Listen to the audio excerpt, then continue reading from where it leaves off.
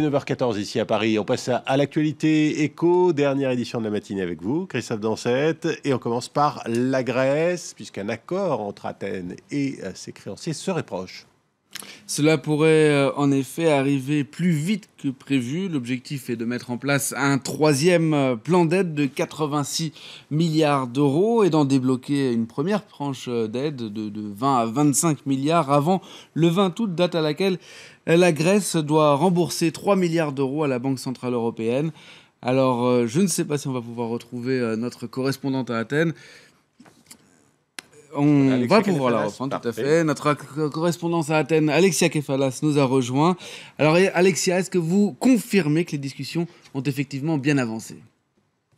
Effectivement, rien que hier, dimanche, le vice-ministre de l'économie a passé plus de 8 heures avec les membres de la Troïka, en fait, qui est un quartet, puisqu'il y a des représentants du Fonds monétaire international, Banque centrale européenne, Union européenne, mais aussi mécanisme européen de stabilité. Alors, plus de 8 heures de discussion pour un deal, donc un accord qui devrait arriver sans tarder. Des sources gouvernementales parle de 48 heures, ce qui permettrait en fait à la Grèce de recevoir une première tranche de ce prêt, un prêt de 82 milliards d'euros, avec une première tranche de 25 milliards d'euros qui arriverait dès la semaine prochaine, ce qui permettrait à la Grèce de recevoir et de payer déjà les échéances, notamment l'échéance de la Banque centrale européenne, soit 3,2 milliards d'euros le 20 août prochain, mais aussi, ça permettra à la Grèce de recevoir 12 milliards d'euros pour la recapitalisation des banques grecques. Alors Alexia, vous dites un accord peut-être ce soir ou demain, selon les sources gouvernementales. Allons dans le détail de ce potentiel accord. Le gouvernement d'Alexis Tsipras devra probablement faire de nouvelles concessions, et notamment sur les privatisations, n'est-ce pas ? Effectivement, des privatisations, alors que Alexis Tsipras, le candidat Tsipras, refusait d'entendre parler du mot privatisation. Non seulement il doit s'y soumettre, mais le programme est assez large, à commencer par les 51% du port du Pirée. On sait qu'une partie du port a été donnée en gestion à la société chinoise COSCO, le géant chinois. Ça s'est passé en juin 2008. Depuis, les Chinois voulaient récupérer l'intégralité du port. Ce n'était pas possible et Tsipras s'était engagé à rompre toute privatisation. Mais là, maintenant, il doit non seulement s'y plier, mais dès la fin de l'année, vendre au plus vite donc ces 51% du port du Pirée, certainement à la société chinoise COSCO. Et ce n'est pas tout. Il s'agit aussi de privatiser les transports, comme notamment le train d'Athènes, mais aussi tous les aéroports régionaux. Il y a des sociétés françaises et allemandes qui sont déjà en liste pour ces privatisations. Reste à savoir si ça se passera dans les temps imposés par les créanciers publics du pays, à savoir d'ici l'année prochaine. Ça, c'est une autre paire de manches. Ce qui est sûr, c'est que ces privatisations permettraient à l'État de rapporter plusieurs milliards d'euros et peut-être une sortie de crise.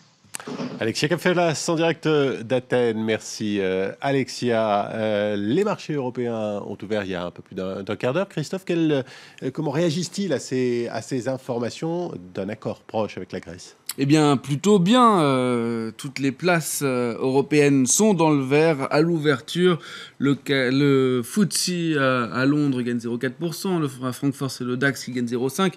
Et à l'ouverture, Paris gagne 0,7%. Et ce, malgré les prévisions de croissance. Pour le troisième trimestre, la Banque de France prévoit une hausse des activités de 0,3% seulement. C'est plus ou moins ce qu'attendaient les économistes. Voilà pour les places européennes. Un mot des bourses asiatiques également ? Eh bien, en Asie, c'était du rouge à Hong Kong et à Séoul. Petite hausse pour le Nikkei, petite hausse de 0,4%. Et puis Shanghai, vous le voyez, qui s'envole de plus de 0,5%. Les investisseurs espèrent une nouvelle baisse des taux d'intérêt de la Banque centrale chinoise de 25 points. Il faut dire que tout le monde attend la réaction de cette banque centrale après la publication de mauvais indicateurs ce week-end. Dernier en date, ceux de la balance commerciale. Les exportations chutent de 8,3%. Les importations, elles, reculent de plus de 8% également. On passe au reste de l'actualité en bref et en images, Christophe. Et on commence par Foxconn qui investit 5 milliards de dollars dans une nouvelle usine en Inde. Le Taïwanais est le plus grand fabricant de composants informatiques au monde. Il assemble en particulier les iPhones d'Apple, mais aussi des produits pour Sony et Nokia. Cette nouvelle usine pourrait l'aider à baisser les coûts de production et surtout à stimuler les ventes d'iPhone dans un pays qui revendique près d'1 milliard de connexions mobiles. Warren Buffett en passe de boucler sa plus grosse acquisition. Berkshire Hathaway souhaite racheter Precision Castparts, un équipementier aéronautique. Le montant de la transaction pourrait s'élever à plus de 30 milliards de dollars. Et enfin, Transavia booste le trafic d'Air France KLM. Le nombre de passagers transportés par la filiale low cost du franco-néerlandais a bondi de près de 9,5% en juillet. Air France a également enregistré une croissance du nombre de passagers en juillet, mais plus faible, 1,3% seulement. En tout, la compagnie progresse de près de 2,5%, mais le fret, lui, recule. Ces chiffres s'expliquent évidemment par les vacances d'été. On va parler de matières premières à présent, et d'une en particulier, le café, puisque le monde du café connaît un nouveau venu. Et ce nouveau venu, ce sont les États-Unis, plus exactement la Californie. Le Brésil, plus grand producteur de café au monde, n'a rien à craindre de cette concurrence californienne. Les ambitions de l'État le plus riche des États-Unis ne sont pas très grandes, mais les producteurs privilégient surtout la qualité plutôt que la quantité. Cécile Galuccio nous dresse le portrait d'un de ces producteurs qui s'est lancé dans cette production de café il y a une dizaine d'années. Un champ de caféiers, comme on en trouve beaucoup en Amérique latine. Seulement ici, nous sommes en Californie, sur les hauteurs près de Santa Barbara. Un agriculteur américain a pris un pari fou, créer le premier café californien bio, et le moins qu'on puisse dire, c'est que les arbustes sont chargés. Je pense que l'industrie du café est en pleine expansion. Je me sens comme un industriel du vin. Dans les années 80, je vois beaucoup d'évolutions.